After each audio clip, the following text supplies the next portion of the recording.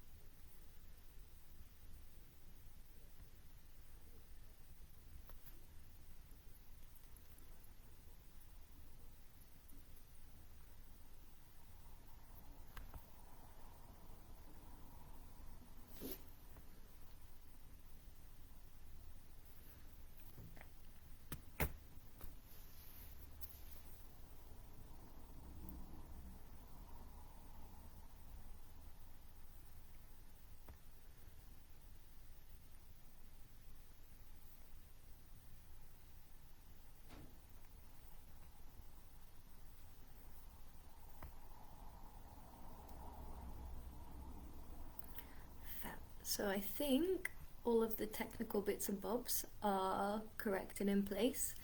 So I'll introduce myself. Hello, my name is Kay. My pronouns are she, her, or they, them. I don't really mind what's used in reference to me. I am a former midwife and I'm also an LGBT person. And I am the antenatal coordinator at the Queer Parenting Partnership. I'll pop in the comments all of the links to the Queer Parenting Partnership, but we are teaming up today with Proud to Be Parents to talk about infant feeding, which is super exciting. The Queer Parenting Partnership themselves are an organisation that run nationally, mostly online, and we do a lot of things around perinatal education, about like late antenatal, labour and postnatal period, and also we host kind of networking events for parents to get to know one another. These are all online, and people from across the UK attend as well, which is really cool. So if you'd like to check us out, I will plug some details in the bottom, but I shall crack on now. Today we have an hour to talk about infant feeding. So we're going to talk about the two most common ways to feed a baby, being bottle and from your body. When I discuss infant feeding, I use the language I use around infant feeding when it comes to feeding from your body is I use chest feeding and breastfeeding in conjunction with one another. So you can kind of accept the word that is suitable for you and kind of like block out the words that aren't suitable for you, but we use both in conjunction with one another. Yes. So I'm going to start with feeding with a bottle. So you can either feed formula milk or human milk inside a bottle. If at any point you've got any questions, just pop them in the chat and I'll circle back to them at the end. So you can choose to feed either human milk or formula milk in a bottle. If you decide to feed formula milk, you can find all of the instructions on how to make up a bottle in formula. But for the most parts, there's not a lot of variation between the different types of formula. And in UK law, they all have to achieve the same nutritional content as well. So there's not much variety between brands either. It all has to contain the same things nutritionally that a baby needs. And generally speaking, you boil the water first. You put your water in. you put your scoops of formula in. Ordinarily it's about 1 scoop per ounce. You shake it up, let it cool, and Bob's your uncle. You can test that it's the correct temperature by putting kind of shaking some of the milk out onto your wrist or the inside of your elbow, and if it's too hot for you, if it feels hot, then maybe leave it to cool a little bit longer. It should feel like about the same temperature as your skin. If you are feeding human milk, we'll go into how you can get the human milk out of you in a sec by expressing. We'll go into milk storage in a sec. So with feeding from a bottle, most people now adopt quite a popular method of feeding, either called responsive feeding or paced feeding, and I'm going to show you how to do that today. So the idea of responsive or paced feeding is to responsive feeding, it mimics the way that babies feed when they're feeding from your body, so you can get certain benefits with regards to like bonding, and also working their lower jaw muscles as well. With paced feeding, it tends to slow the feed down than it would be otherwise, and this can help babies have less kind of gas and less problems with trapped wind and things like that. So typically when you see babies being fed in the media and on telly, they're, sorry, I'll just adjust my angle there for a sec, they are quite flat, and the bottle that they used to feed them is quite upright, quite vertical, and that's kind of typically what you see. That's fine, it gets the milk into the baby. However, the baby doesn't really have an awful lot of control with regards to how fast they swallow the milk. So when you hold bottles up, it will kind of dribble milk continuously. It doesn't only come when they suck, it kind of continuously flows. So it's like as if someone got a bottle that kind of kept dripping and they put it in your mouth. You would have to just keep swallowing and swallowing. So they don't have a lot of control over like how much milk they take and how quickly they take it. So paced feeding and responsive feeding encourages you to sit the baby upright slightly more. Pop them slightly more upright and tilt the bottle so that there is milk in the teat and it's parallel to the floor, and then feed them like this, and then it doesn't kind of enter the teat and it doesn't flow as quickly as it otherwise would do. So it's kind of like a slower, more gentle feed for them, that they can kind of stop and pause and take a breather when they need to. With responsive feeding, it mimics feeding from your body a little bit more.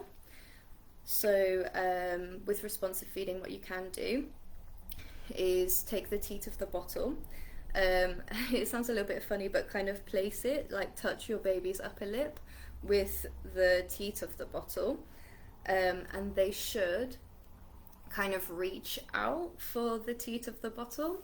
So babies have this kind of instinct that they do, it's quite cute, where they open their mouth and they shake their head a little bit and they kind of pant, so they're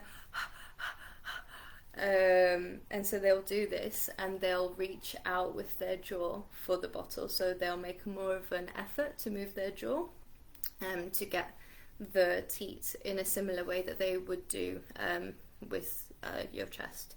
So you can stroke their upper lip with the teat a little bit, and then when they reach out to grab it, you just allow them to take the teat of the bottle in and continue on as before.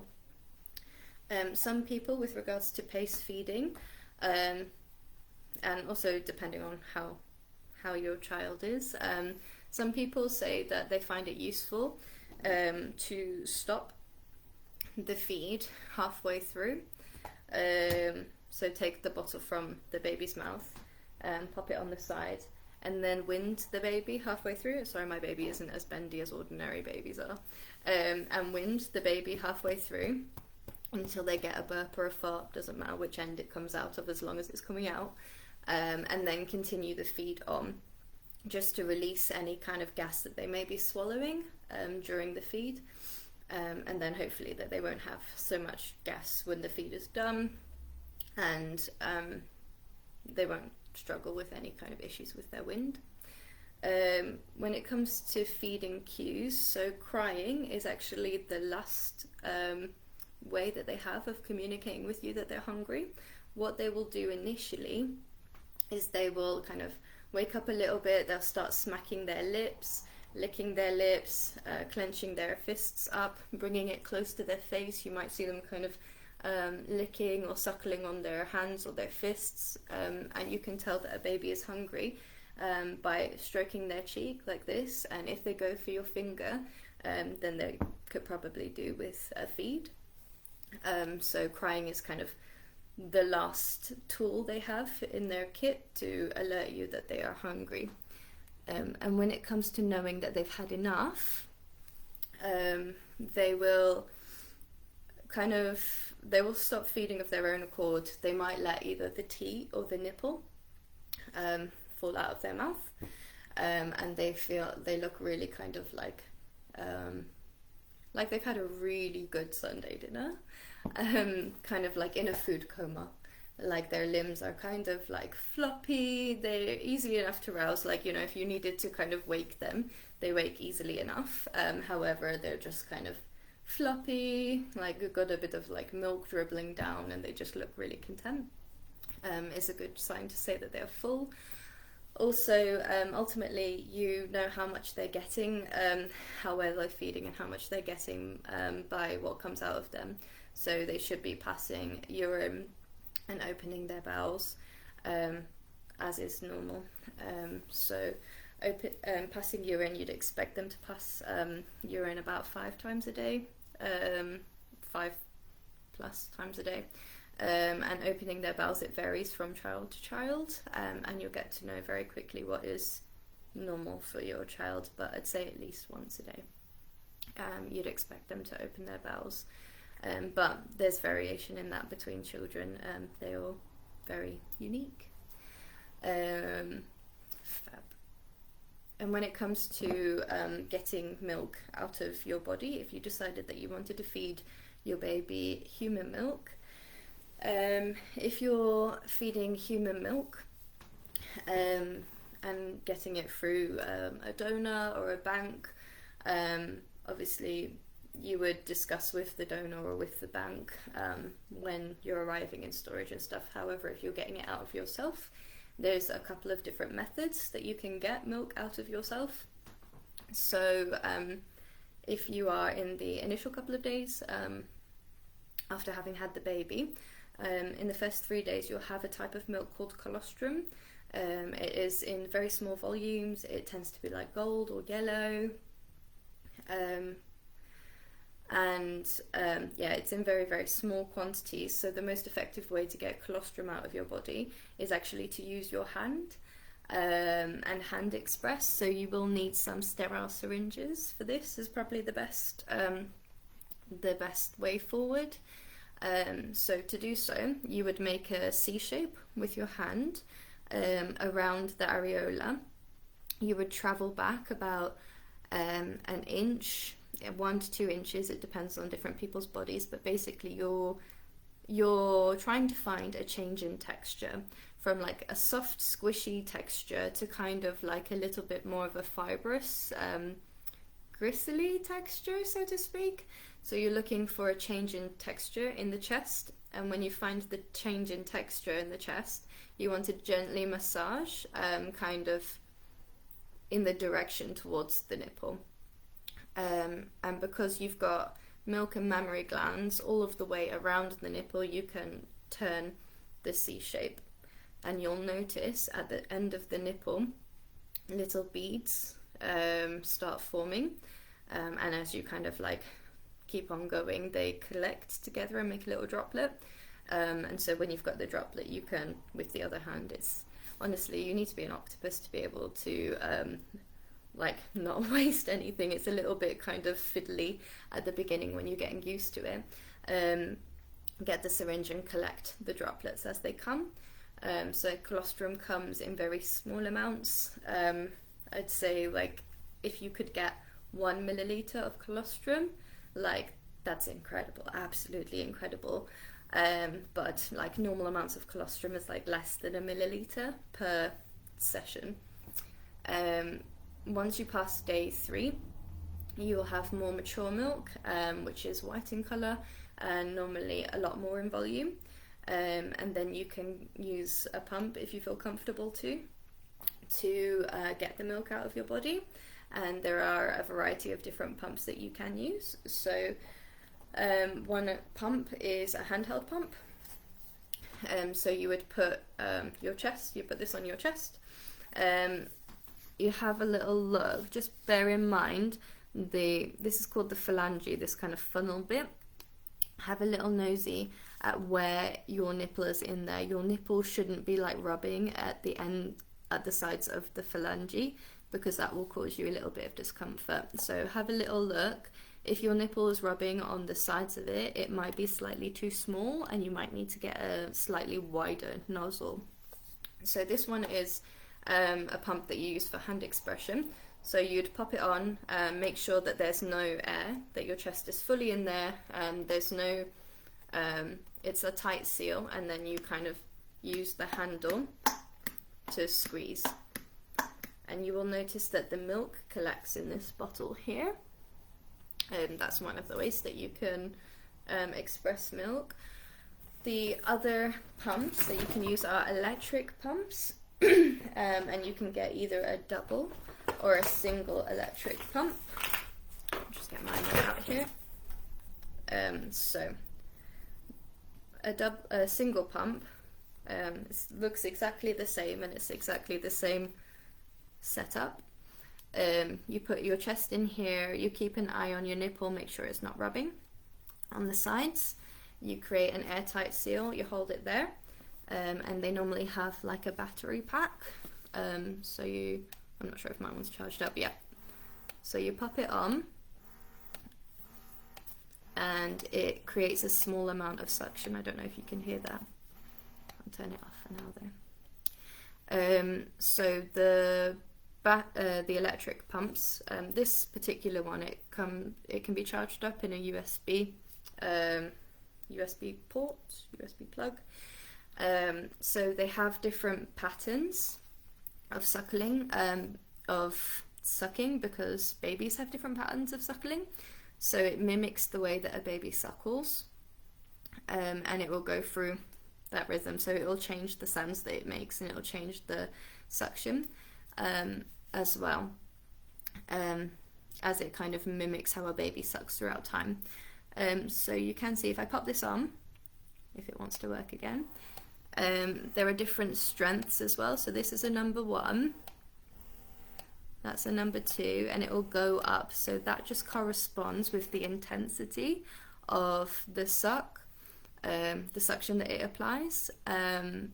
So a lot of people think that if you crank it all the way up, that's how you're going to get the most milk, and you just have to grin and bear it. That's not the case. When it comes to what level you should have it on, put it up to the level where you start to feel some slight discomfort, and then tone it down 1, and that is the perfect level for you. It should not be uncomfortable for you, primarily because it's not nice to be uncomfortable. The harder it sucks doesn't actually make much of a difference when it comes to how much milk you produce. And also it's not sustainable. If you're like cranking it all the way up to 11 and you're in a lot of pain, you're not going to be doing that for a very long time, and it's not nice. And it doesn't actually change how much milk you're going to get anyway, so, you know, doesn't matter that much. A single pump would be with just one of these and a battery pack, and a double pump is the same thing. only there's two of them, and mine is just fallen apart. Excuse me, hold on. There we go. Found the other bit. So there would be two of these, so you can express from both sides at the same time. So it is entirely a preference thing. Many people would opt for, from personal experience, I've seen people opt for electric double pump just because it's the most time efficient, and if you have a newborn and you're expressing for a newborn, then time efficient is fantastic. But it is entirely preference. There's not kind of one particular one that does it better than others. If you are looking to buy one, they can be a little bit pricey.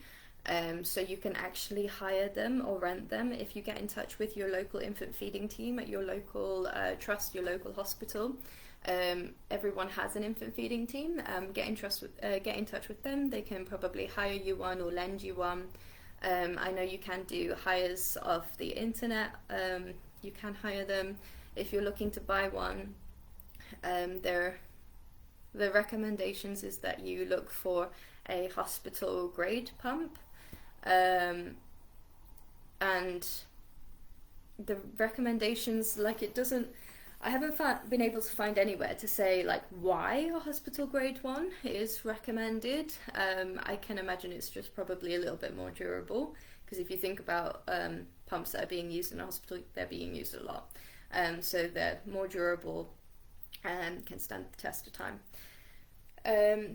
Yeah, so if you can like just do your research, having a look for hospital grade pumps. When it comes to storing human milk, guidelines change frequently. So if you have a little look, I can, if you're interested, you can email us and I'll send you a link to the most recent guidelines that I have. So 6 months in the freezer, and approximately, depending on your fridge and like the dynamics of your fridge and freezer, if you have like a freezer that's completely that you know you have like those mixed fridge freezers, and if you open the fridge door, you're also opening the freezer door, it's slightly less time in one of those. But if you have a freezer that's isolated and it's just like a freezer within its own individual door, then it can be 6 months in there. In the fridge in the back, it can be stored for up to 2 weeks, and in room air 2 hours. But the guidelines change frequently, and it's good to have a little nose at what the most up-to-date evidence is, because we're learning things all of the time, which is really fun. When it comes to feeding a baby directly from your body, I'll just pop that over to the side. Basically, the long and short of it is that you want to try and get your nipple to the soft palate of the baby's mouth. So if you put your tongue to the roof of your mouth, at the front next to your teeth, you can feel that it's quite rough and bumpy. But if you put your tongue towards the back of your mouth, you can feel there's a part where it starts getting really nice and soft. So if you're trying to get your nipple into the soft bit of the baby's mouth at the back, that's the long and short of it. However, there's a way to get that done easiest. So I always recommend, if you're sitting down to feed from your body, the first thing that you need to make sure of is that you are comfortable.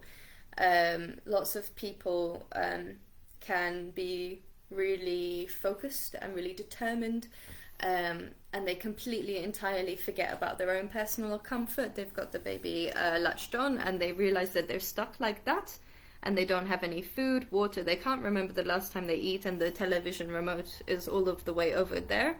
And as cute and lovely and beautiful as children are, at this point of their development, they're not very chatty. So number one, make sure that you're comfortable. So make sure that your back is well supported. That's a massive one. Make sure your back is well supported, that you are comfortable, that you've got water near you, you've got food near you, and you've got some kind of entertainment if that's important to you, if that's what you want.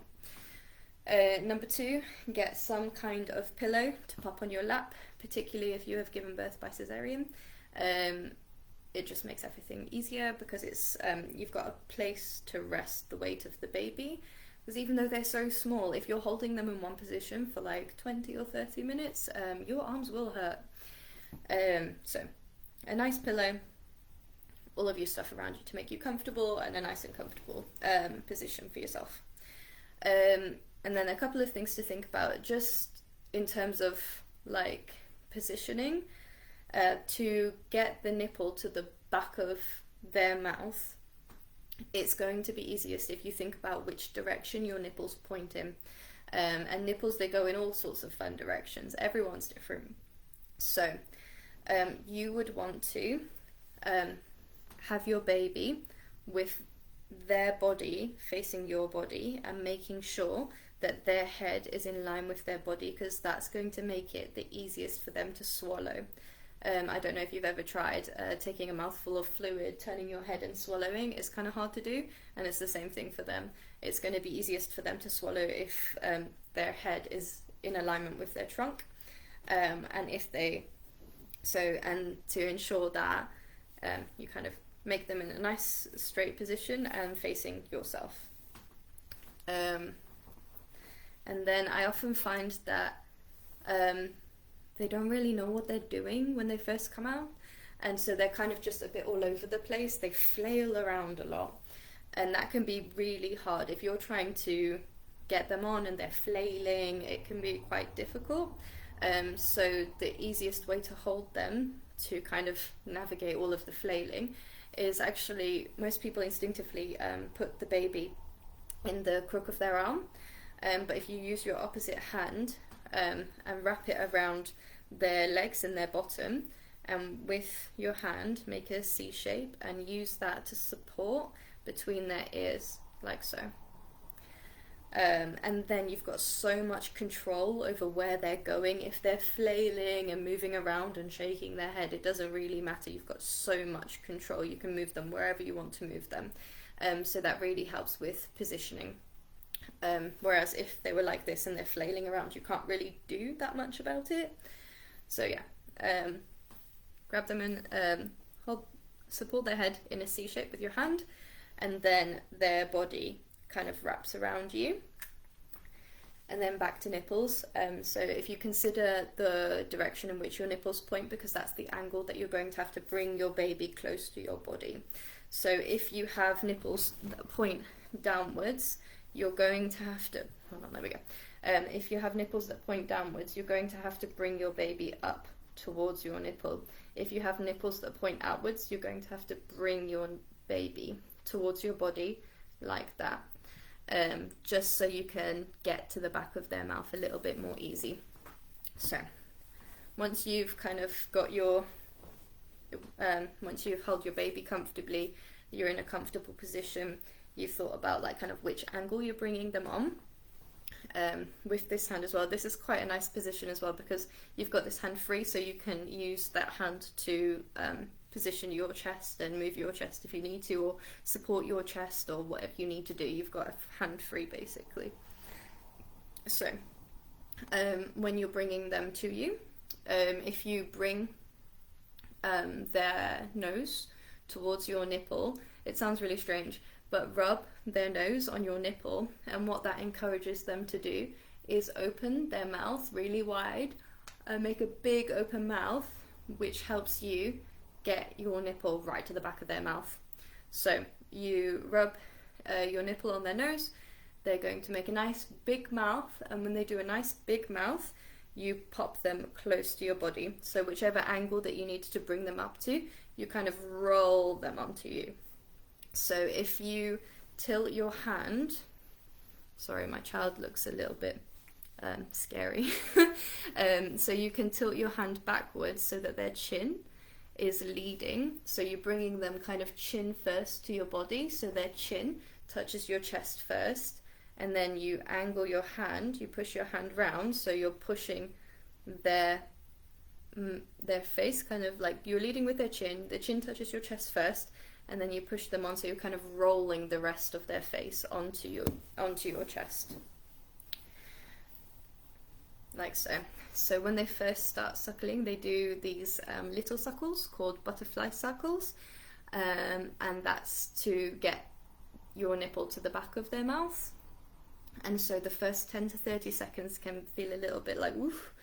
That's a bit of an odd sensation. It kind of makes your toes curl a little bit, and you're like ooh. But then after that 30 seconds, it should be comfortable. If it is uncomfortable for you, if it hurts, then that can be a sign that maybe they haven't quite got your nipple where it needs to be.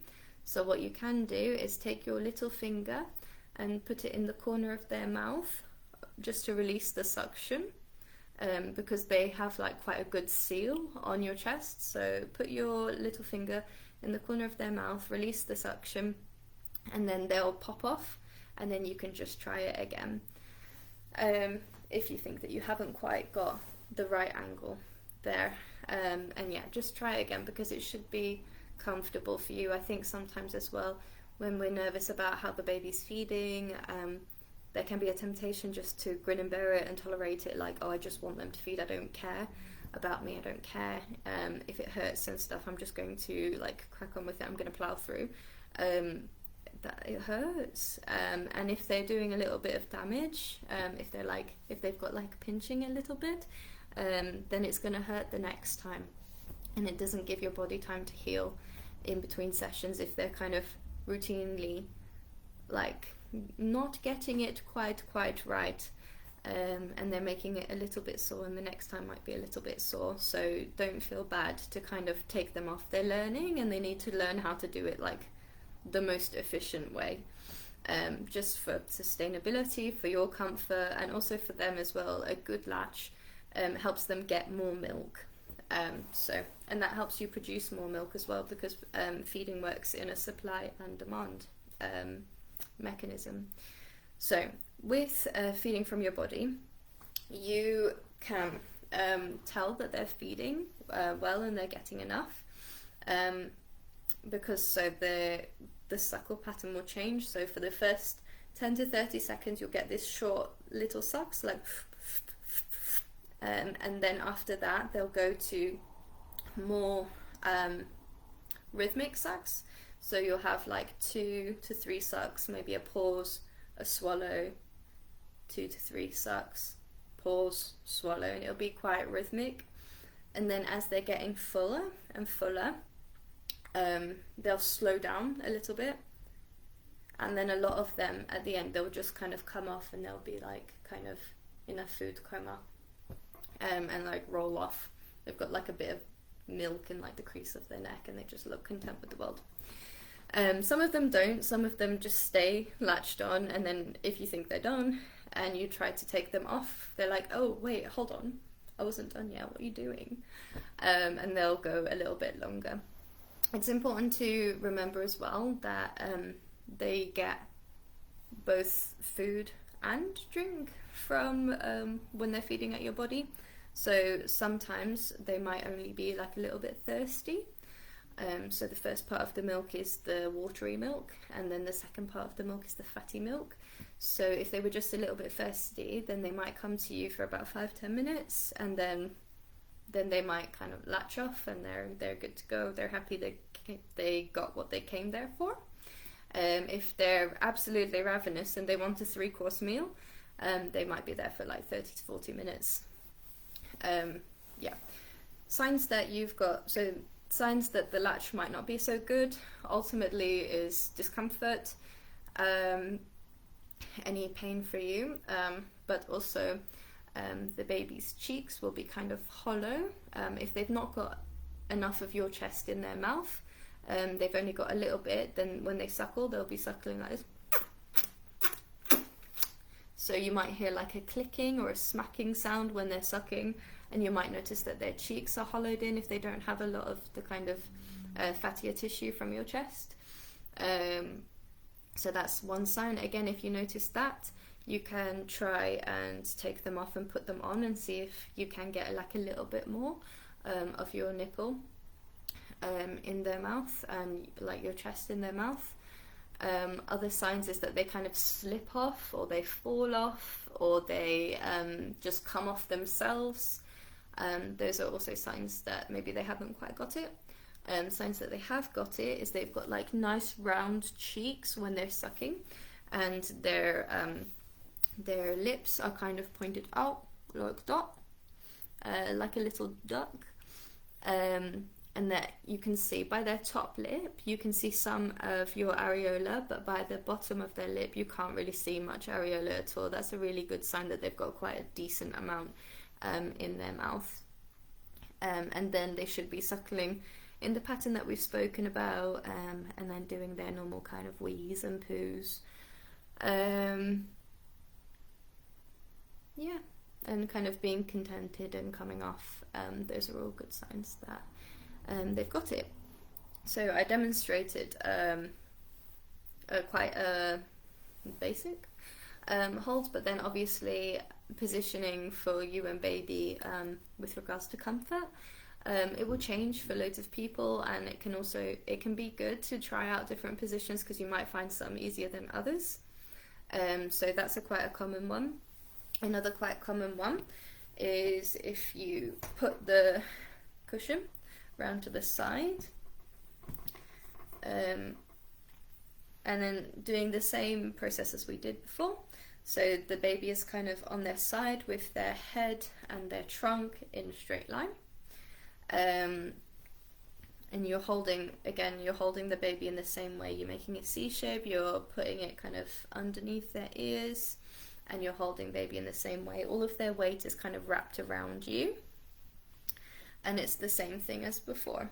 Basically, I think this is called rugby hold, because you're like holding and supporting their body as if they were a rugby ball.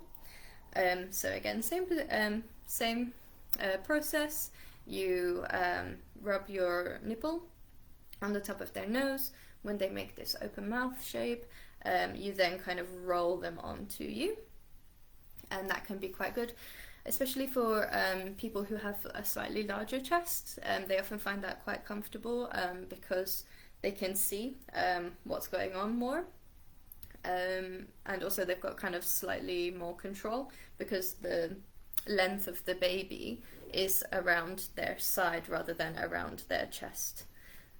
Also, babies that are very kind of fidgety or quite handsy, you get quite a lot of them that when they're feeding they want to like touch you, touch them, and like throw their hands up and wave and do all sorts of fun things with their hands. So this can also be quite a good position for children that have it all going on with their hands, because it kind of, their bottom hand is underneath their body, so it's kind of held in place there, and their top arm will end up being under your armpit. So they're kind of, their arms are slightly more contained, and they're not kind of getting in the way of their mouth. Another position that I've often seen people use is a lying down position. Let me just move my bits and bobs out of the way so I can demonstrate that. So again, same thing, the baby's head and trunk are all in a line. Ooh. So if you're lying down, the baby would be supported by a pillow, and the baby's body, how can you see that? The baby's body would be parallel with your body. Again, you're supporting the baby in the same way with the C shape. And then exactly the same thing as before. Bring their chin towards your chest. Rub your nipple on their nose. When they make the big open shape, you just plonk them on. This can be quite comfortable for night feeds. It can be quite comfortable if sitting up is a bit painful for you. If you've got any if you're sore down below, then that can be quite comfortable. Can also be quite comfortable if you have quite a strong milk letdown reflex. So if it sprays kind of aggressively at the beginning, so you would be slightly more reclined there. So if it sprays quite aggressively when letdown happens, when you first start feeding, this can be quite a good position because gravity is not the milk is working against gravity, so it doesn't come out with as much thrust and enthusiasm as it otherwise would do. And yeah, for comfort as well. If you're feeding like this in the nighttime, just be mindful of how tired you are, and the likelihood of you falling to sleep yourself. Yeah. If you don't intend on bed sharing, then it's good to keep an eye out. Other positions that you can feed in. I've often seen people do this one with older children, is kind of a more upright feed.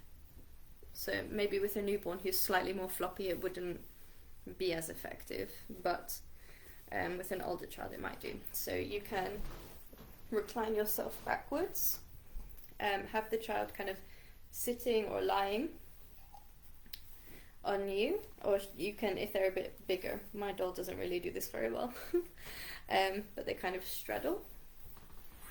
Maybe if I go to the side you can see this slightly better. So you lean back, they kind of straddle, but my child's legs don't bend that way. Right. And yeah, the same thing as before. So supporting their head, bringing their chin first, and then rolling them on.